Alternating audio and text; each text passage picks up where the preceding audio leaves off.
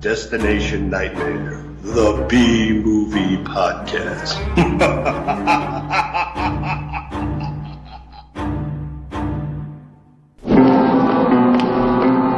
Everyone knows there are two sides to the infamous Dr. Jekyll. By day, the man. By night, the monster. Put a woman in your life, a good woman, and one day you'll wake up and you'll see a changed man. Now, Hammer believe you too are ready for a change. An absolutely complete change.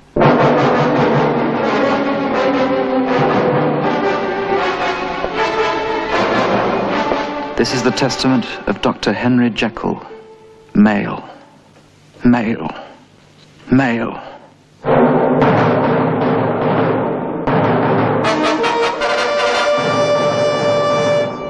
It's Hyde, isn't it? How is your brother? He hasn't been himself of late. This is the new Dr. Jekyll, the most evil woman you'll ever see. This is the sensuous Sister Hyde, the most evil man you'll ever meet. Stay away from her. She means you great harm. But why? I just feel it, that's all. Dr. Jekyll, Sister Hyde. Man or woman. Or both. In this film, you will actually see the sinister Dr. Jekyll change in mind and body into the totally evil Sister Hyde. It is I who exist, Dr. Jekyll, not you. It is I who will be rid of you.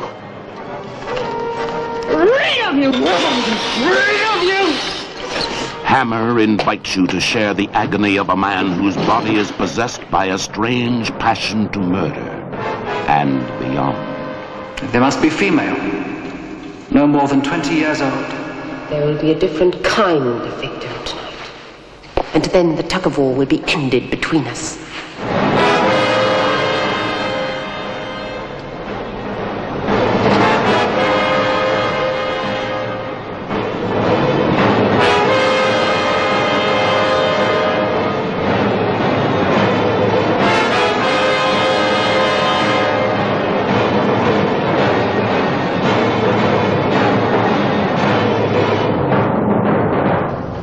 Fascinating situation, don't you think?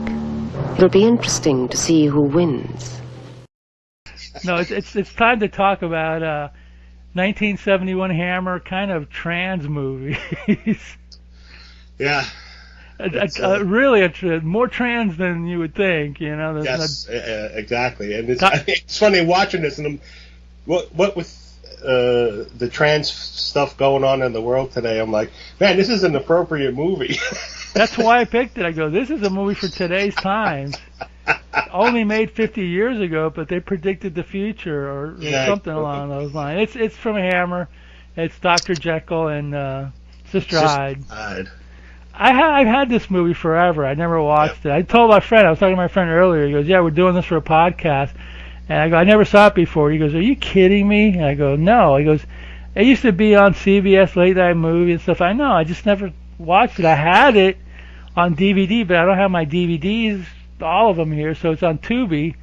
And I figured, okay, and I know Tubi doesn't edit, so, you know, you're seeing the complete movie. And I said, okay, well, you know, and he goes, you know, he told me, you should do a new podcast, or change the name of your podcast to Movies I've Never Seen. And I go, well, you know, no, but, you know, it's a good idea anyway. We can parenthesize underneath it, but a lot of these movies I have seen, so. Yeah. If you do some movies I haven't seen, you can do stuff like Dr. Zhivago. You know, it's kind of. Yeah, well, no. Yeah, no. Lawrence of Arabia, no. No.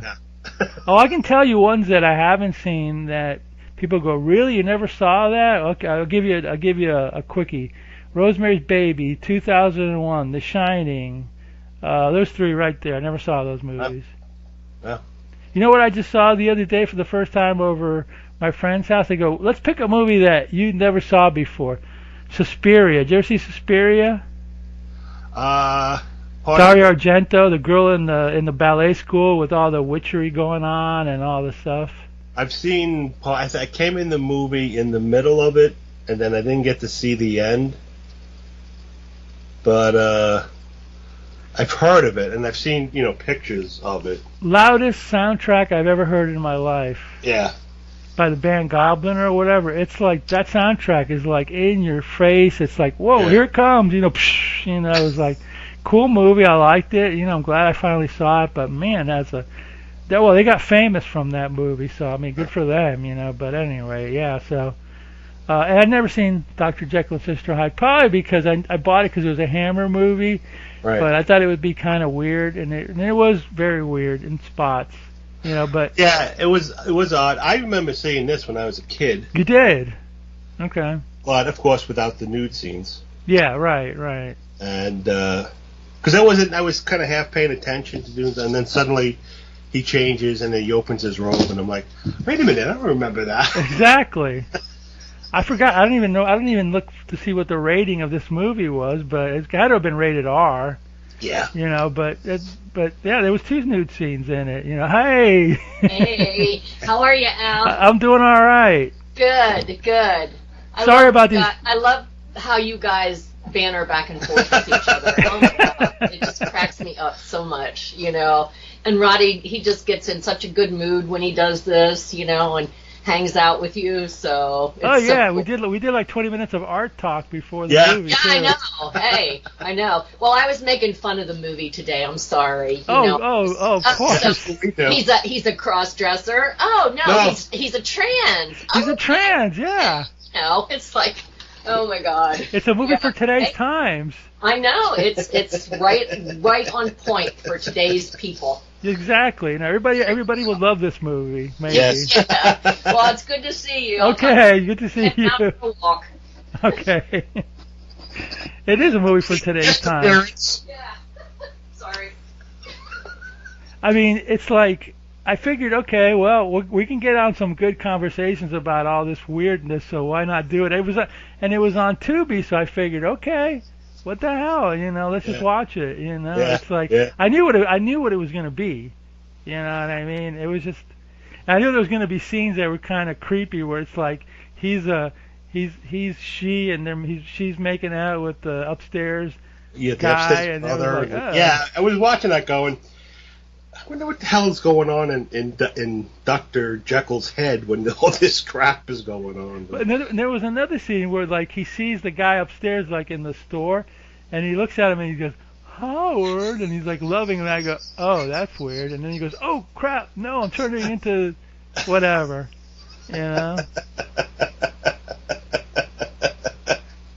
Oh, these movies, I tell you.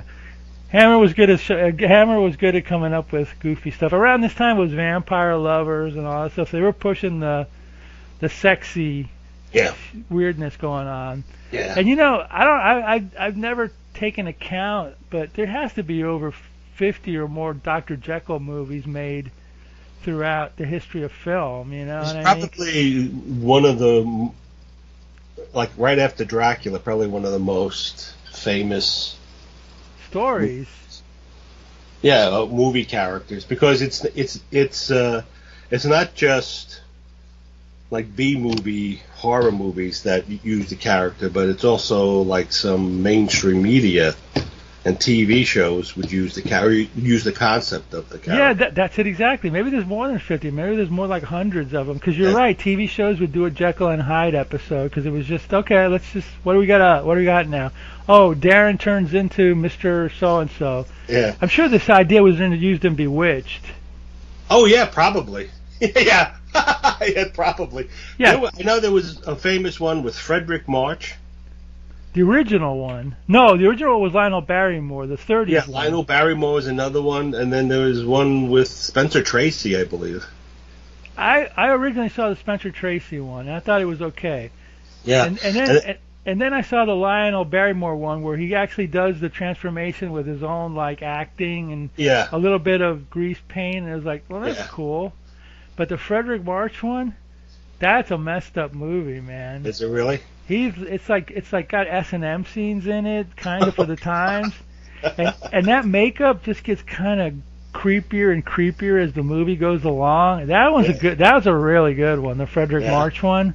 And I think what's his name, Jack Palance for TV, who played Dracula, also played for TV Mr. Hyde. Yeah, Hammer did an earlier one called The Two Faces of Dr. Jekyll in the early '60s, and then Amicus, which was their rival, did something called I Monster, which I don't know why they didn't call it Jekyll and Hyde, but it was Jekyll and Hyde, you know what I mean? And then there was Dr. Black and Mr. Hyde, you know.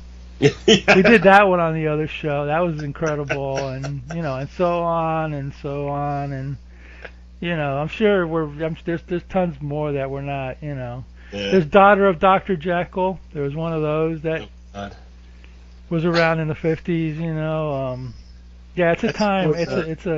But this was a good twist on it. Yeah, you know. It was an interesting. Although it might have been more interesting is Dr. Jekyll and Sister Hyde if it had Pam Grier in it. Oh God, as Sister Hyde. Hey, Martine Beswick was all right. She was pretty. Yes, she is. I used to get her confused with Barbara Steele. Barbara Steele all the time, and I mean they look nothing alike. But they have that same.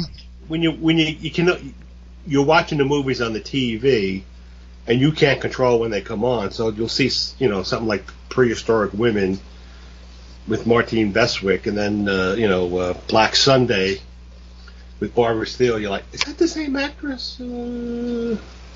That's right. I forgot that Martine Beswick was in one of those cave women movies. Yeah, one of those. I think it was technically supposed to be a sequel to 1 million years BC, but.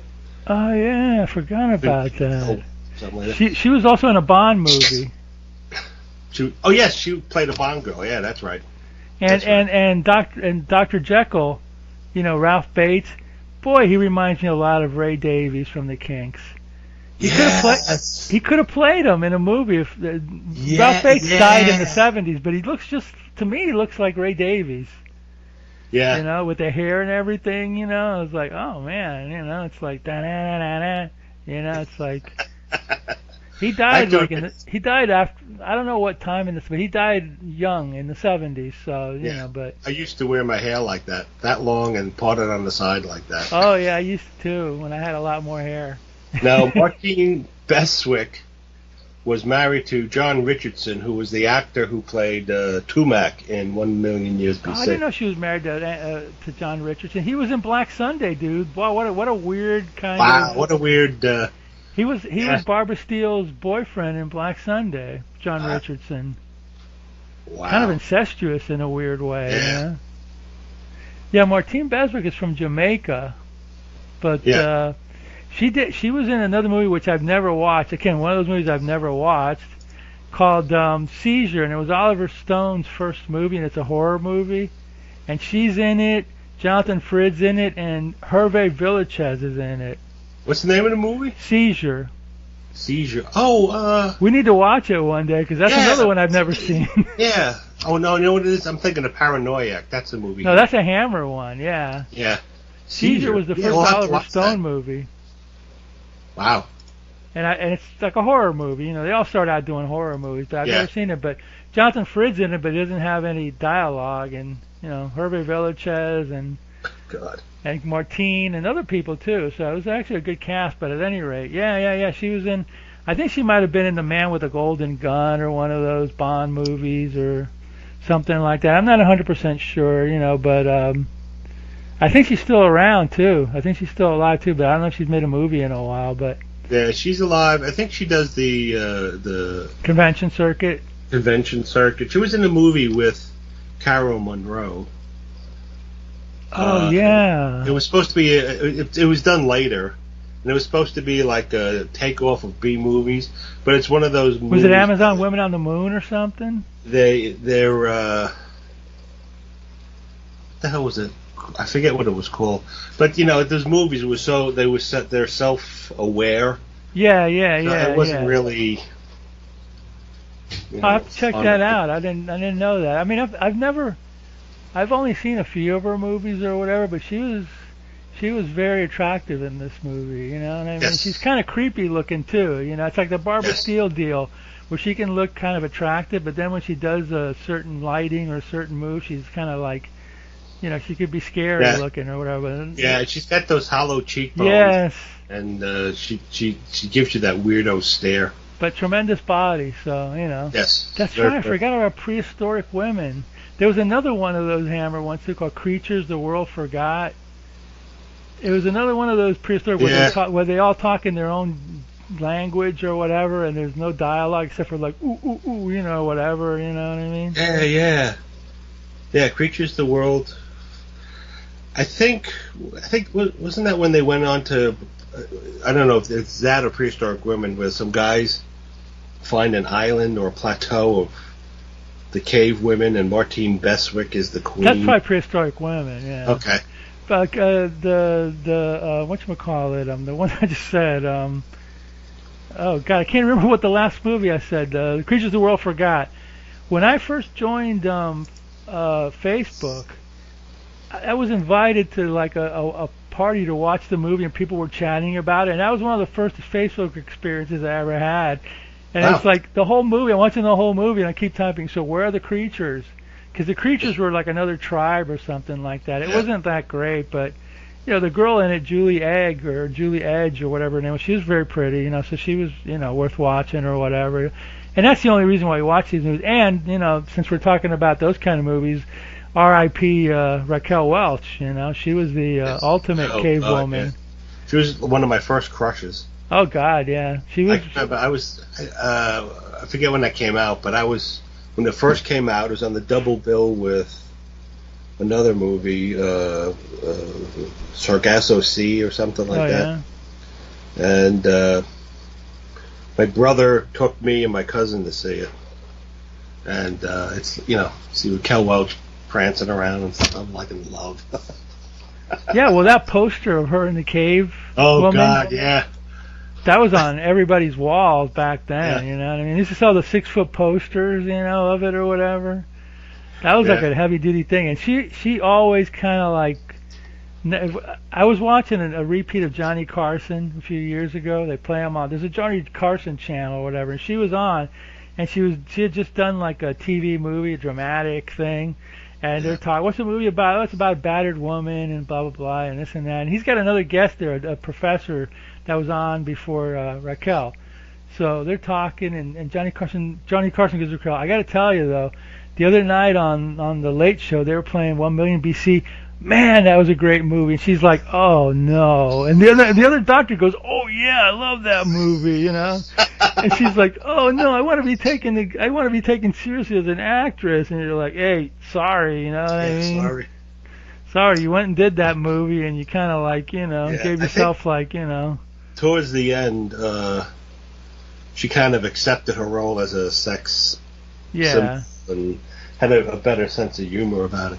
But there are two movies she's really famous for. One was 1 Million Years BC, and the other one was, what's the one where they shrink people? Fantastic Voyage. Only because when she's outside and the white blood cells come out and start wrapping around her, they bring her inside, they got to start ripping it off her chest, and you can see the guys groping her.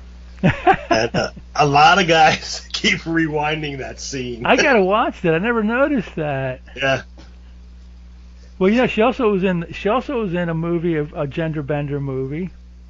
Yeah. Myra Breckinridge. Myra Breckinridge, yeah. Yeah, where Rex Reed becomes Raquel Welch. I was like, yeah, sure. He wishes. Sure, okay. That's another one I never saw. I don't really feel like watching it either, you know. But yeah, Myra Breckinridge, that was the other one, you know. So, but anyway, yeah, this is like Hammer's version of. Actually, before we talk about the movie, there was another movie that came out. Maybe we'll watch it some other time. But I had to download it, and it's excuse me. I don't think it's on YouTube. It was a similar idea, but it came out a few years later. It was called I Hate My Body.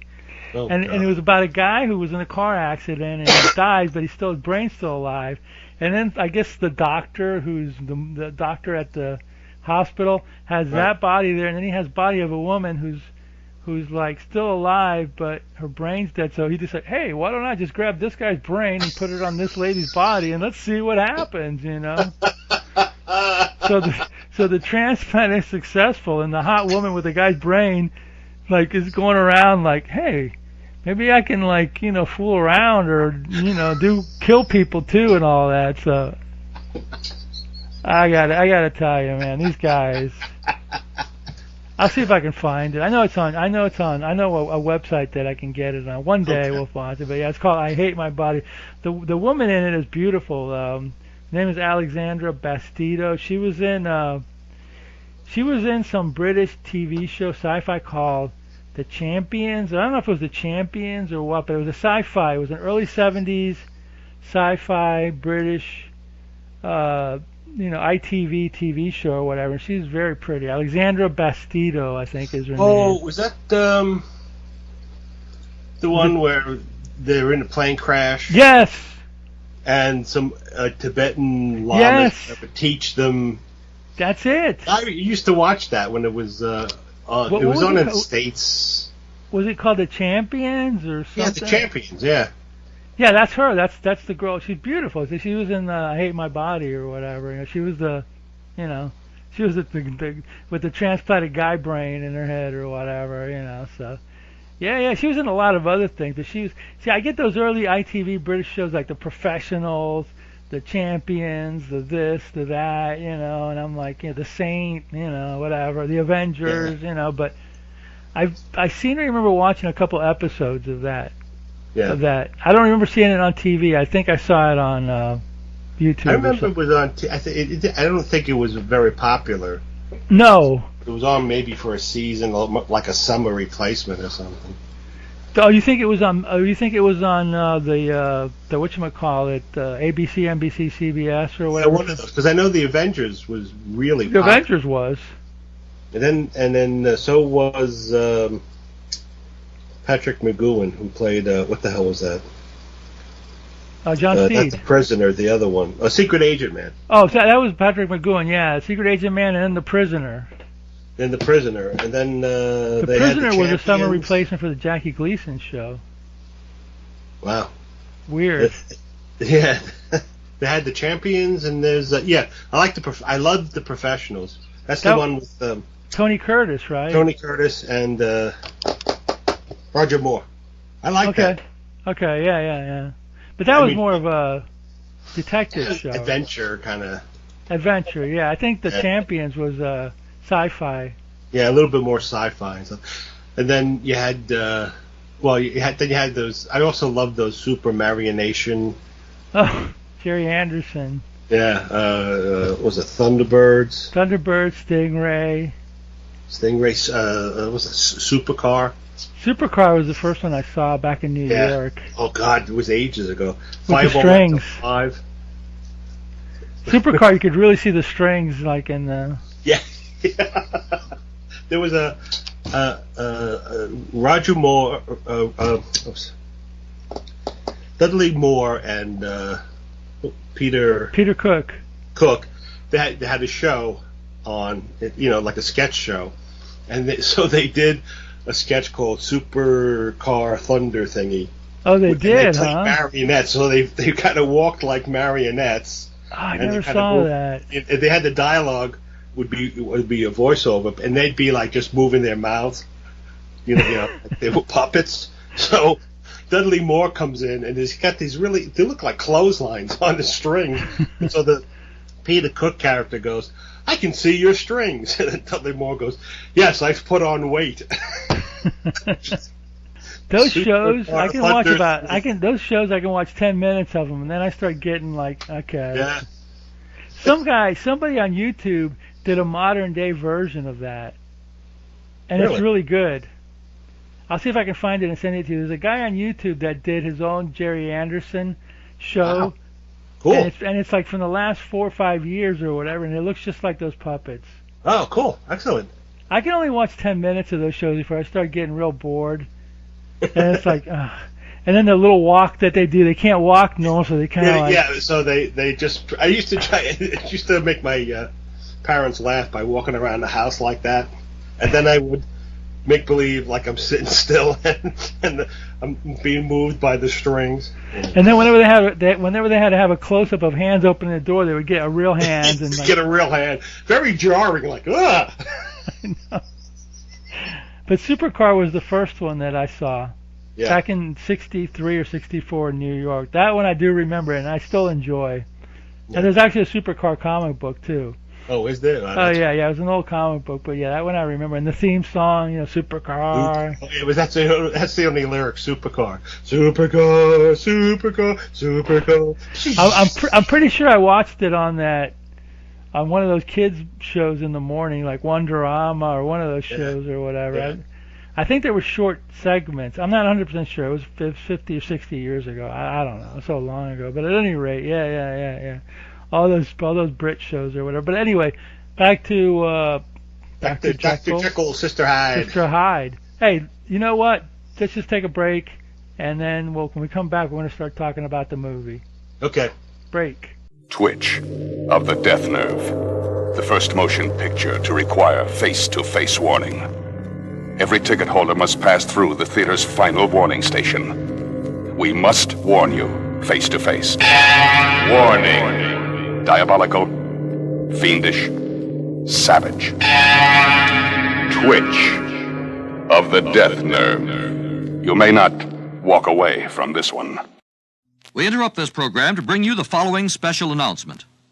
The world's first horror head transplant has failed, and 5 brain donors have died in the experiment. Now you can see it all at your local theater in Beast of Blood, and on the same show, Curse of the Vampires, both brand new in gory color. You'll see a mad fiend transplant human heads in the Cave of Horrors and encounter stunning, screaming, shocking terror as it lives. A monster's head detached from its body, causing savage and inhuman destruction. More fantastic than science, more shocking than fantasy, the creature without a head, controlled by an insane artificial brain. Beast of Blood. Don't miss Beast of Blood and Curse of the Vampires, both rated GP. Andy Warhol's Frankenstein, rated X, is here. Walt Disney's turning in his grave. Newsweek magazine says Andy Warhol's Frankenstein is a perversely fascinating movie. Very bloody. Gory. It was a trip. Playboy says swooping bats, severed limbs, human entrails, a hideous decapitating gadget, and some well-turned breasts and buttocks are among the treats that slither off the screen. Yeah, I think it's a type of movie I've never seen before. Sickening. I think it was an excellent film. Judith Christ in New York Magazine says Andy Warhol's Frankenstein has some very funny things going for it. If you like Andy Warhol, you like Frankenstein, you like X-rated movies, you like it's a freaky movie. It's a really freaky movie. Andy Warhol's Frankenstein from Bryanston Pictures, rated X, under 17 not admitted. Okay, that was the break. Refreshing. Yes, that's right. Ooh, all those great trailers we just listened to. Those are fantastic. Oh, God. So, anyway, this movie starts out, okay, in the beginning of this movie, I want to try to rewind this thing, but at any rate, in the beginning of this movie, does this start with Dr. Jekyll already, like, killing women? Or was that, like, actual Jack the Ripper? I think it's supposed to be Jack the Ripper. But it looks kind of like from the back, the doctor. So that's what I'm thinking. I mean, at first, when I read the synopsis, you have Jack the Ripper, then you have Burke and Hare, who were the guys who would kill people and bring them to cadavers. They have movies too.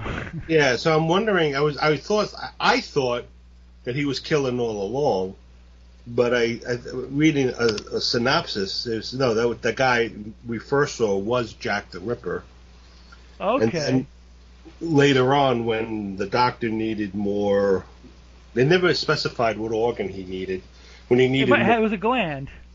Yeah, some kind of gland. Because it was in the neck or something like that. Yeah, it never specified what, but that he started killing to made it look like Jack the Ripper was doing it. Yeah, because it was always like, it was just vague enough because it looks like him in the beginning, But then it's like you don't know if the Jack the Ripper murders was really him, and he was not really doing it just for murdering, or whether it was Burke and Hare, right? Or who it was. You know, you're kind of confused. This movie's got everybody in it: Jack the Ripper, Jekyll and Hyde, Sister Hyde, Burke and Hare, and all that kind of stuff or whatever. So it's like I was kind of confused a little bit, because it's at that point it starts off like in the middle of kind of like a murder, and then it cuts to the professor guy, right, visiting Jekyll, and they're talking about first off, it seems like it starts off that Jekyll's like looking to create some kind of antivirus, to kill off all the diseases or whatever. But then after a while, it turns into like he wants to create an elixir of youth. Yeah. And then they also at the beginning they introduce you to a young woman, I guess her name is Susan, who falls in love with Jekyll at first glance or whatever. And, yeah, exactly. and she's got a brother and a mother, and they live above him or something like that. So she's got the hots for dude or whatever, So Jekyll, I don't know, he does some experiment where he takes a fly, and he starts getting bodies from the morgue, right? Right. He's getting some gland from the morgue, and he indicates that he's going to cut open the cadaver to extract the gland, and the morgue keeper is like, yeah, I'll be outside. Exactly. He gives him his pounds, his money, and he just right. And then he's doing something with the gland, and you see him pouring different liquids in, and then he has a fly, and he gives the elixir to the fly, and then because he's been working so hard, he's exhausted, he falls asleep for 3 days, and the fly's still alive. And the fly supposedly only lasts for a day or something. Yeah. So he's talking to his doctor friend. The doctor friend is like, well, this is it's interesting, but it's a fly. You're going to keep a fly alive long. And then he's looking at it and he's going, well, this is a female fly. And Dr. Jekyll's like, no, it's a male fly. And he says, well, look, if it's a male fly, who laid the eggs? Exactly. So he's like, Dr. Jekyll's like all like, But Jekyll's like, well, you know what? I made him live 3 days, so that's been like 200 years in real time. Yeah. So obviously the secret is these female hormones. So I must fit. He doesn't say that to the other guy, I don't think. But he said, I must get more. Get more. And then he goes to the morgue, and the guy goes, well, I don't have any more. Yeah. So he goes, well, you may want to talk to, Burke and Hare. So now they get brought into this whole thing or whatever. And the thing about this movie is that if Dr. Jekyll would never have been caught, there would have been no prostitutes left in London, because they were like going. I don't know how many of them get whacked in this movie, man. But and they all were sort of centered around this local pub. Yeah. That and you think if the police were worried about all these crimes, that they would stake out the place and follow the women, coming from this pub. But anyway, whatever. And there's also throughout the whole movie, there's this blind beggar guy, right? That kind of senses what's going. He always seems to be right at the place where the murders are going. You know what I mean? And of course, he can't see anything, but he smells, or he's got some blind sixth sense. And every time Dr. Jekyll or Sister Hyde walks by, he gets this feeling like he knows them from some sort of extrasensory method. And then you find out at the end, I'm going to jump ahead, that he once worked for Dr.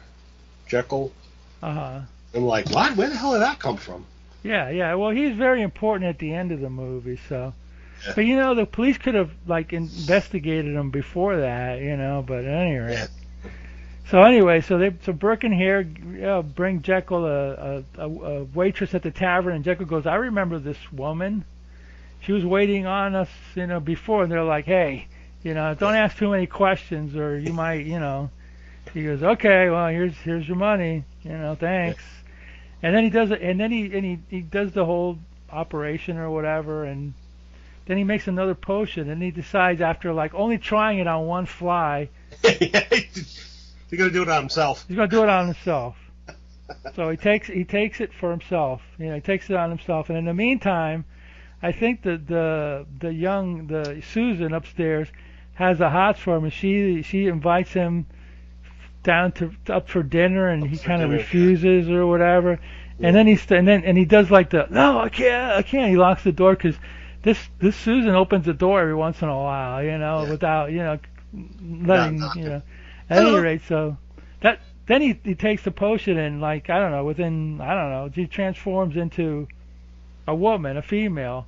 Right. And then that's when the nude scene where he goes wait, what's this? And he looks at she looks at themselves and goes, hey, look, I got these. Hey, these are nice. Which is what probably a guy would do if he became exactly. And then the next day, I guess he passes out and he turns back to Sister Hyde or whatever, and then the girl goes, hey, what's going on down there? It's he goes, my sister was here. The drink. He, went all nutsy cuckoo because I guess pain or something. Yeah. And he knocked something over, and then so the girl upstairs hears that, so she sends the brother downstairs to check. And then, the brother just walks in while Sister Hyde is has her robe open and is checking herself out in the mirror, and she's, looking at him all sexy, and he's like, oh, excuse me, Yeah, that's right. The guy walks in, he sees her or whatever. And then the next day, he's talking to his sister. He goes, well, he might not be into you because I got some hot chick down there or whatever. She goes, oh, really? Ooh. And then she confronts Hyde when he's outside, and he goes, no, that's my sister. And he looks at a newspaper, and he goes, yeah, her name is Hyde, Mrs. Hyde. She's a widow. She's a widow or whatever. She's like, oh, so there is hope for me. Oh, okay. Because I think the brother before that was talking to his sister had the hots for Jekyll, and he was like, hey, maybe he's not interested in women, if you know what I mean, but Yeah. But at any rate, he says, oh, that's my sister. He goes, oh, so I have hope or whatever, So anyway, he's like. I think the next scene is he's talking to the professor at a bar, and he wants to I guess he wants Burke and Hare to get him more corpses. The professor doesn't know about his experiments with glands. I don't think at this point. No. Well, he told the professor when he showed him the fly that the secret he's looking for is found in female. Right. Hormones, but that's about it. He didn't go into any further specifics or anything. And then there was the next scene is something about that drunk woman in the bar or whatever, and she tells Hyde that people have been. No, I think the next scene is where they're at the bar and. The woman talks. He's going to the bar looking for Burke and Hare, and she's like, "Oh yeah, I'll show you where they are." Because the Burke and Hare were being sheltered by some innkeeper. Right, in that bar. And then I'll show you where Hyde is, where Burke is, and you see him hanging. Yeah. And the townspeople figured out that those were the killers, that those ones are killing all the prostitutes, so they hung him, the townspeople. And then the other guy, Hare, they put him in a vat of lime or something. Yeah. Which I think they used for a variety of purposes, laundry and other things. So they put him in the vat of lime, and he went blind because of the. Lime is as corrosive as acid. Oh, it is? I didn't know that. Okay. Yeah. So if you squirt lime in your eyes, it'll blind you or something? Yeah. Not lime. Lime, powdered lime. Yeah, powdered lime. I forget what. Yeah, but what you have is the two ends of the pH spectrum. They're very corrosive, And when you don't that's why I like it with like when the mafia kills someone and bury them, they sprinkle quicklime on them because that'll dissolve the bones. Really? Yeah. Don't ask how I know this. It's just common knowledge from Brooklyn, you know. Yeah, there you go. Yeah, they're both corrosive, and it's when you get towards the center, which pH 7, I think it is, it's where things are neutral, like the water's pH 7 or something. Oh, so like if you bury a body and you put powdered lime on it, it'll dissolve it or whatever. It'll dissolve the bones, yeah. Oh, I didn't know that. Wow, it's interesting. I'm surprised I don't watch that many gangster movies anyway, so I'm sure it's in one of them. I don't know. Neither do I, but but you knew that somehow. I did grow up in an Italian neighborhood in Brooklyn. Oh, well, say no more. Saying. Wink, wink, nudge, nudge. Doing the little nose bit there, you know. Yeah. Gotcha.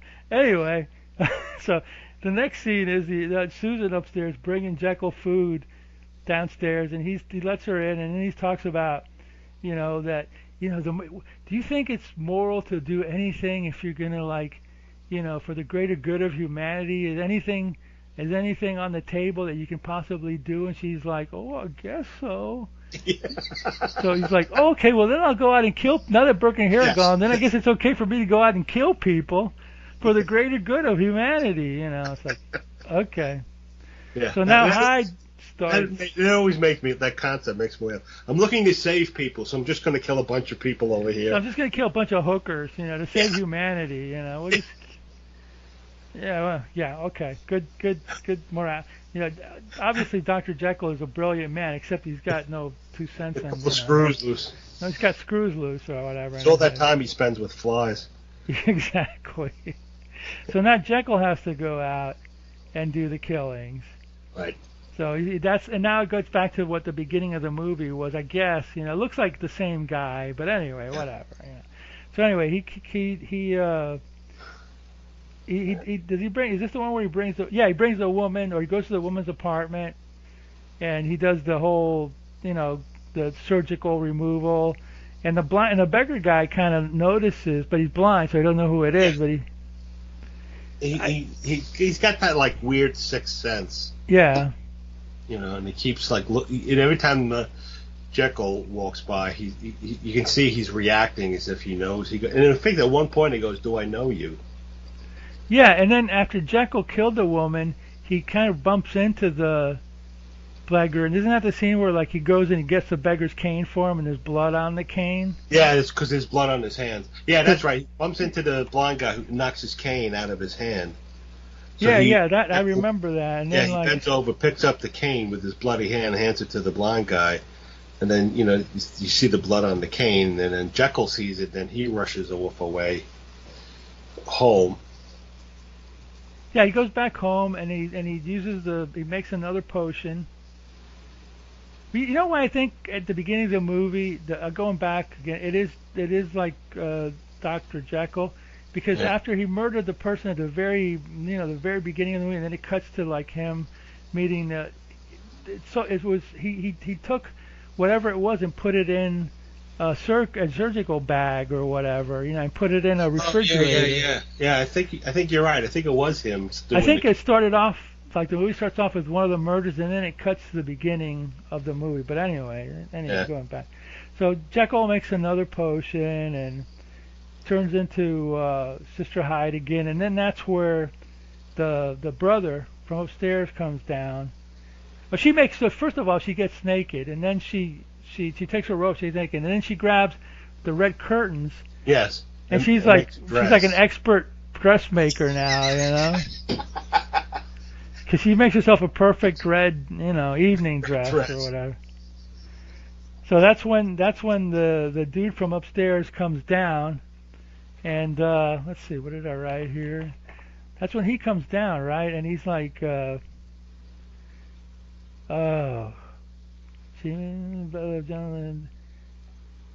then she meets him, but she has him go because she's feeling like she's going to turn back to. Starting to change. When Sister Hyde is changing back to Dr. Jekyll, She sees herself in mirrors and stuff.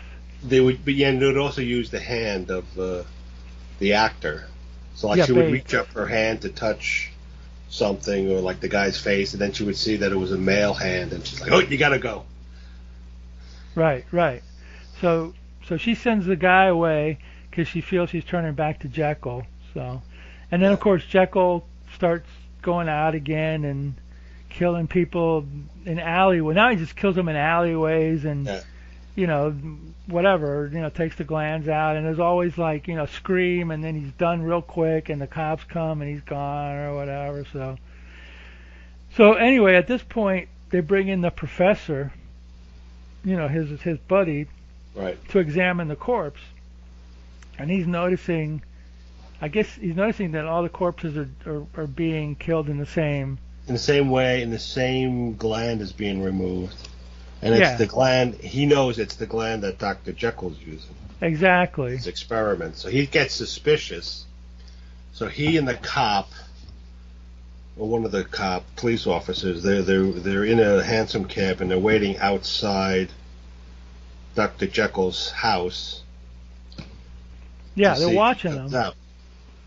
And then what happens is Dr. Jekyll sees that, so he goes, "Oh, so they're waiting for a man to leave, not a woman." So he changes into Sister Hyde and puts on a dress, a red dress, and then they see her leave, and the doctor's like, "Well, I guess my friend, took my advice and, got himself a woman and stuff." So she goes out and she kills to get the gland for the hormone, and she likes the killing because she's evil.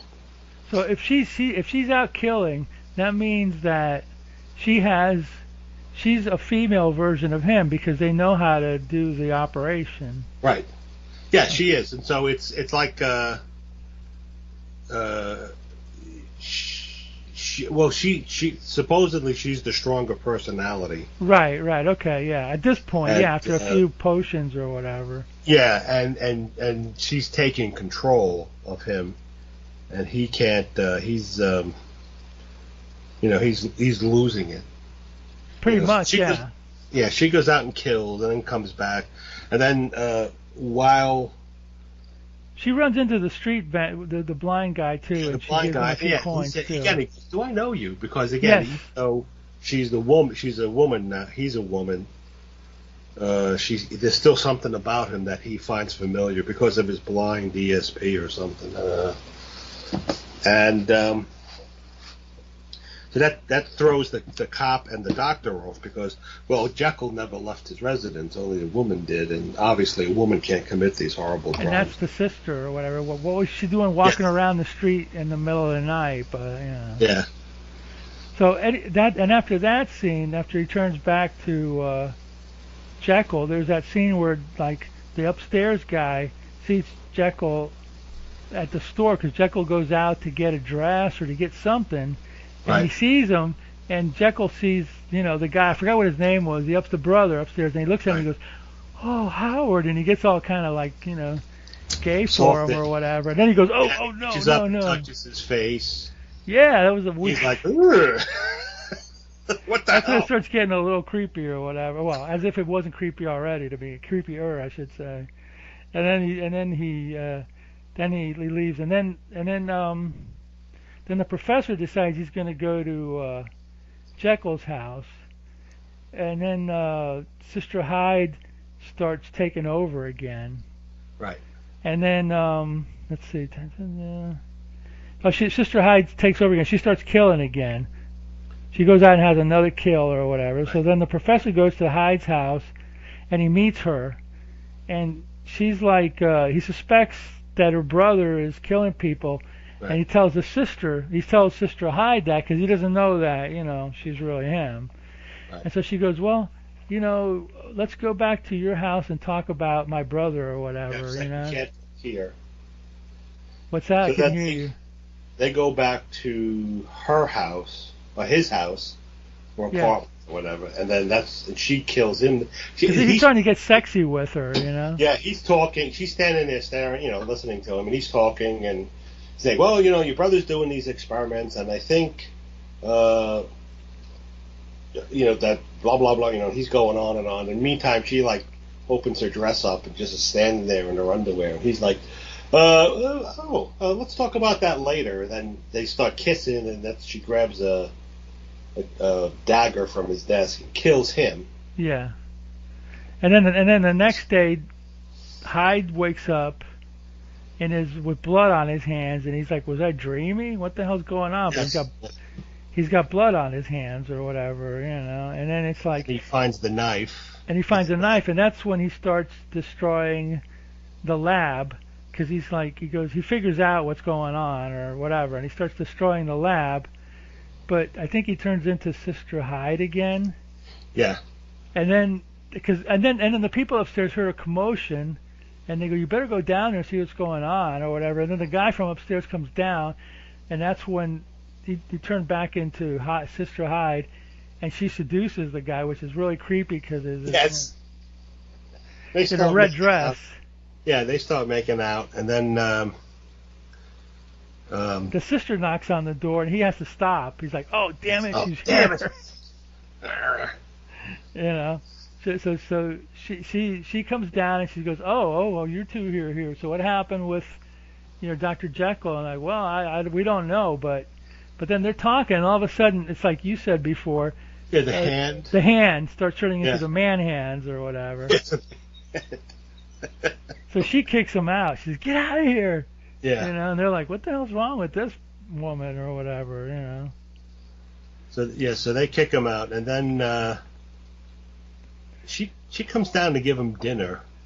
And she invites him to the theater or something. Yeah, right? She invites him to the theater. And he says, "Oh, I'll take you out." And he says, "Oh, my sister's odd, or whatever." So. And he had torn up part of his lab, and he was writing his notes about what was going on, just in case, I think, or he had notes about the whole experiments which he had, but he tore up his lab or whatever. So she invites him to the theater, and he accepts. Right. And then she's like upstairs waiting for him. He never shows up. Right, because he goes to get dressed. And he turns into Sister Hyde, right? He turns into Sister Hyde, and then the brother was joking to her that Dr. Jekyll's never going to take you out because he's unreliable.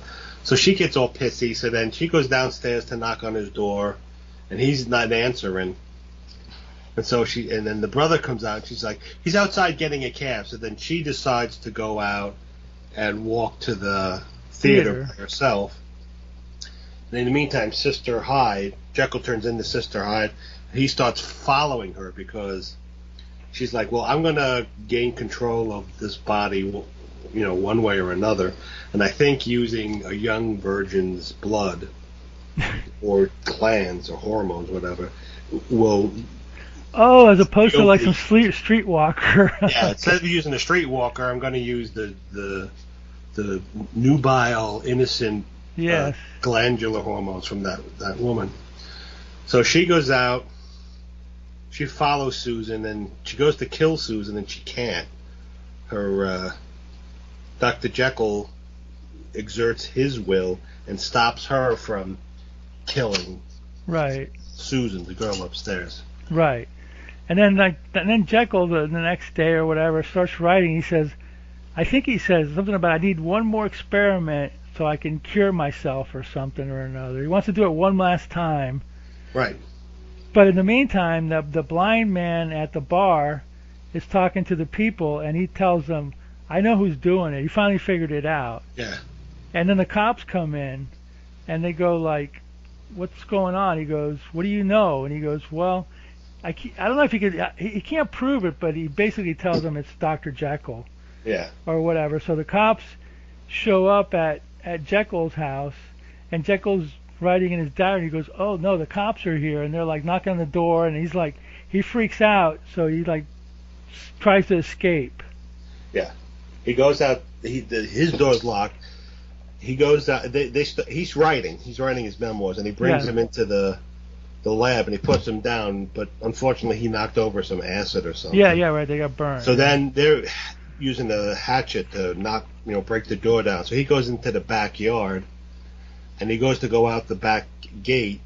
It's a walled-in backyard, and he sees a cop coming, so he locks that door, and he climbs up a ladder to the roof, and he's on the roof, and he's trying to escape into the next room over, but a cop comes into the other window, so then he jumps across to the and people are all watching down. Yeah, people are, including Susan, I guess, and her brother too. Sister. So he jumps to the other house next door because it's only like about a 5-foot space, and then he starts falling, and he catches himself, and he slides down the roof, and then he's on holding onto the gutter and a ledge.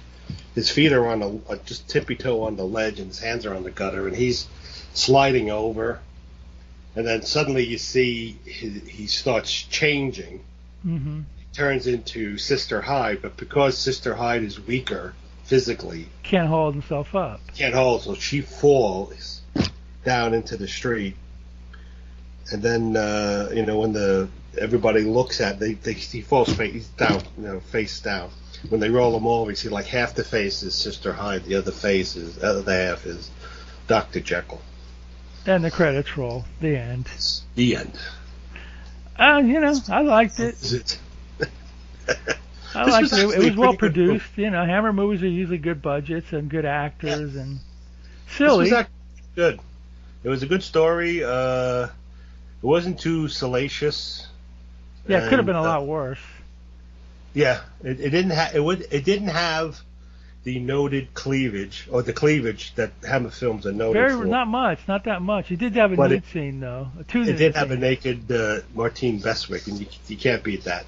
So you had a couple of them. You had a few, a little bit of cleavage from the streetwalkers, but not a whole lot or whatever. Not like Dracula, AD. Oh yeah. Oh, Dracula 8072. Oh yeah. Mm. That would have some serious cleavage. That had some serious cleavage in it. That was the first movie.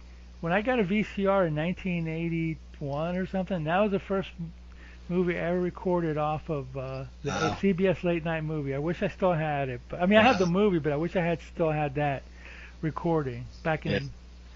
I saved my money back then when I could save my money, and I paid like $400 or $500 for that thing in 1981. You could have bought a cheap car in 1981 for $500, but I saved my pennies there, and I bought myself a VCR at a place called Service Merchandise. Did you ever have a Service Merchandise? God, yes, I remember Service Merchandise.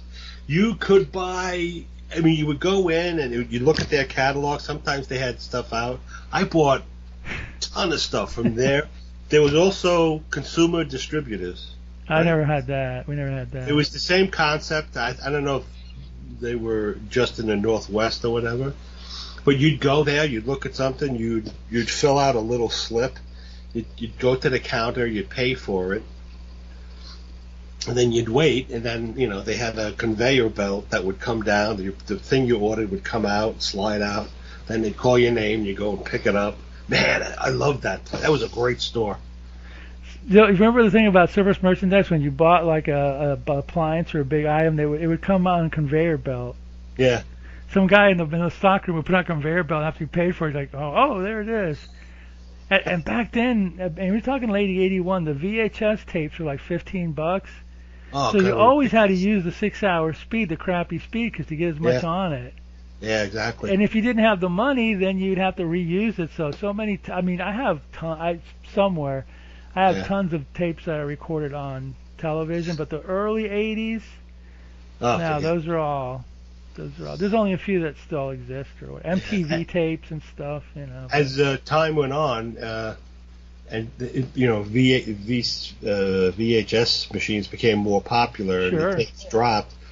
You'd go to like CVS or Walmart or Walgreens, and you'd see like a 5-pack for $10. Like $10. You're like, oh, score! we had a place here which was like that called Farmore. Yeah. Farmore used to sell the blank tapes. 5 of them for $10. So I said, well, I can use 2-hour speed now, the good speed. Yeah. So even though, like, as time goes by, the video quality never really.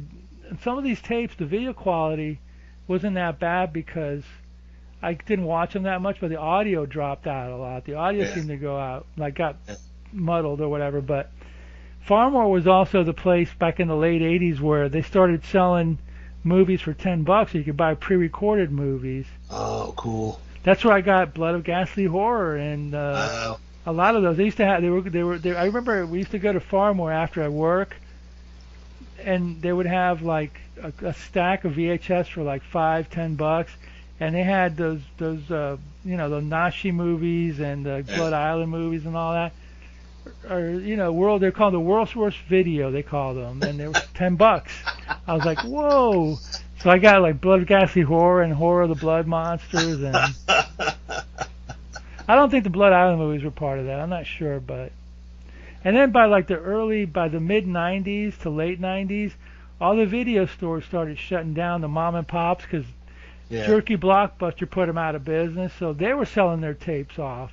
Yeah. So then you can get all the pre-recorded ones that you used to rent for $5. So then that became the gimmick. Go to every video store. It'd be in like a big box, and yes, go through them and say, "Oh, look at this, cool." And then on Fridays. On Fridays, I used to go with my friends to Blockbusters, because Blockbuster had bought out a chain, and they put all the tapes in boxes, like you said, for $5 each. Yeah. So we'd hit 4 or 5 Blockbusters within a 10-mile radius, and just grab stuff and watch it, record it, Yeah. Cool. And then of course Blockbuster put all the mom and pop stores out of business, and what did they do? They got put out of business by Netflix, So. Yep, Netflix and there was another one. Hollywood Video. Hollywood, yeah. That was the other Hollywood big Video, thing. that's right. Yeah, and then streaming and DVDs came along. What was it? Netflix? Did Netflix start? Netflix started in 2006 or 5 or something. Wasn't there one where you would they would send you a DVD? They still do it.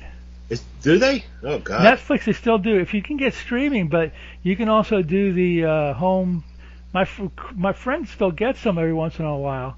Wow. You go online and you pick the one you want, and when you're done with it, you put it back in the mail, and they send you another one. Wow. And then they have those Redbubble machines. The Redbox. Or Redbox, which they also have a streaming channel on Roku. Which. Yeah. But the Redbox is mostly the kiosk or whatever you want to call it. Yeah. It's mostly just new movies or. Yeah. Okay. It's not really the old stuff, that we like, but and then now it's all streaming, and now you got Tubi with all these. Yeah. Now it's like streaming with commercials. That's the deal now. They got all the movies, you watch them for free, but there's commercials, which is fine, You know what? It's fine because I'm used to growing up watching these movies on TV. I'm used to the damn commercials. Yeah. What do I do? Get up and get a soda, or get up and get a glass of water, or get up and go to the bathroom, or whatever. Exactly. That's what they're there for. That's what they're for. It's like, oops, gotta do something else now, So it's just like whatever, But Tubi's great. They don't edit. They leave the movie. They leave the nudity, the language intact. There's other ones that you got to pay for, which have no commercials. And then the thing about streaming, one day Tubi might decide they don't want these movies anymore, so you got to figure out where the hell am I going to get them now. That's the bad thing about streaming. Yeah. The good thing about collecting is not that I have my movies here. I have only a few of them, but I'm going to try to bring back more. You got them for as long as you want them there. You can watch them whenever you want them. I say that because that's what happened to me with Netflix. When Netflix went to streaming, they had all these B movies. I'm going like, oh my God, this is great. Within 2 years, all of a sudden one day, most of them were gone. And you're like, where do these movies go? Oh, well, our license ran out, so we decided not to. So then they decided to do their own programming, and then that became a completely different. Yeah, there's got to be a way to copy the movies you stream. You can. There used to be a way you could. You can. I shouldn't say this because but I'll tell you offline how you can do it. But you have to have some gadgets. Oh, okay. I'll tell you later, but. Maybe you can't anymore, but I could back then. But whatever. When you first came out, there was a way to download the audio track. Yeah, so I downloaded the audio track of some songs and TV shows, and then of course they found a way to block that. Well, anyway, I think you can because Roku now, where you get all this stuff, doesn't have outputs. So I don't think he can do it anymore. So I'll cover my ass by saying that. All right. But anyway, there are ways. There are ways, and there are ways. Hell, I see guys on YouTube putting up the latest episode of Svengoolie like a day later, and then they get taken down. But they figured out a way to get it from streaming or whatever. There's got to be a way to do it. There's always a way, But at any rate, so anyway, Dr. Jekyll and Sister Hyde, fun, goofy, Hammer horror, trans weirdness or whatever for today's perfect for time. Today's times. Dr. Jekyll was real trans though. Yeah. He wasn't dressing up. He was the real deal, So. He did it the natural way with female. A natural and unnatural way, but he went to extremes that we think are wrong. but for cinematic enjoyment, they're kind of goofy and fun. So anyway, that's it for today's show. You pick one next time. All right. Finally got one with some nudity in it. Well, I'll hit up Tubi, see what strikes my fancy, and find something booby on Tubi, whatever. Yeah. Something on the boob tube. There you go. That's why they call it that. Yeah. So anyway, that's it for today. We'll be back in a couple of weeks with another classic. But in the meantime, Roddy, tell us what everybody should be doing. Watch more B-movies. Okay, we will. For sure.